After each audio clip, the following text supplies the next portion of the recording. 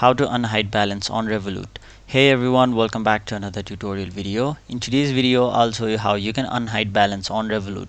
So to do that, first of all, launch the Revolut app on your mobile device and then simply log into your account. Now once you've logged in, your home page will look somewhat like this, where you'll have to basically tap on your name initials on the top left corner of your screen or your profile icon.